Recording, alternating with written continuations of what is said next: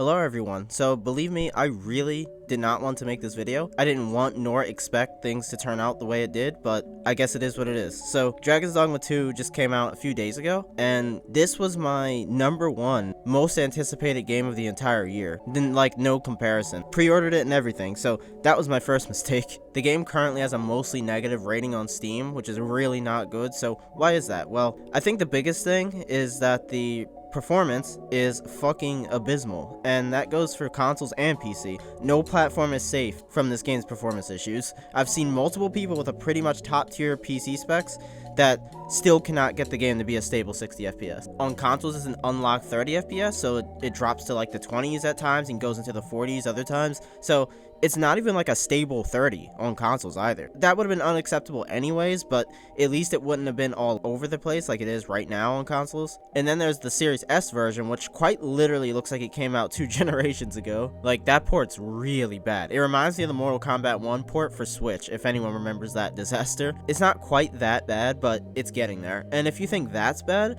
just wait until you see the game on Steam Deck. It is legitimately unplayable. And no, not every high-end game is going to be able to run on a Steam Deck perfectly, but people can't even hit 30 FPS on Steam Deck with this game, especially in the big populated cities. So yeah, all in all, the game's pretty much not optimized for shit, regardless of the platform you're on, which honestly surprises me because Capcom's past games, at least recently, all in recent memory have all ran beautifully. Even on the last generation consoles like PS4 and Xbox One, even those games ran really well, the Resident Evil games and all that. So I was not expecting this. You can imagine the look on my fucking face when I booted up the game, so hyped to play, and was hit with, wait, oh no.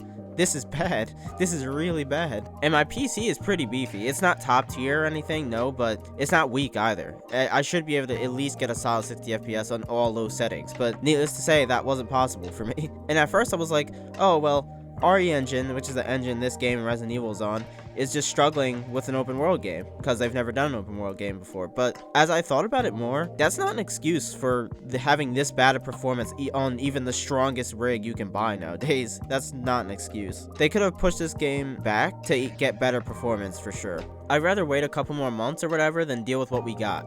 And I pre-ordered the game. I know that wasn't very smart on my part, but because you really just should not pre-order games in this day and age. But like I said, this was my #1 most anticipated game of the year from a company I genuinely trust, that being Capcom. I love their games, but they really just shit the bed with this one. So what did I do? I refunded the game, and I really did not want to do that. But let me tell you why I did. It's not because this is the worst release I've ever seen or anything. I am just so done with games releasing like utter shit, and then my dumbass has to sit there and wait however many months for them to fix it when it should have been in a playable state to fucking begin with. Refunding this game shattered my heart into tiny little pieces. So the next problem this game has, which is one frankly I think is being a little blown out of proportion, but that's the microtransactions. So there's a bunch of stuff you can buy for this game that just blatantly makes the game easier and are kind of pay to win, to be honest. But you know what? I don't really care. As long as they don't deliberately make the game grindy specifically to push you toward buying microtransactions, then I don't really care, to be honest, which doesn't seem to be the case. Yes, they should not be there, of course, but at the end of the day, at least I have the option to just ignore them and just not buy them. But the performance, I have to deal with that no matter how I play the game, and that's not okay. So what I'm gonna do is wait for a sale,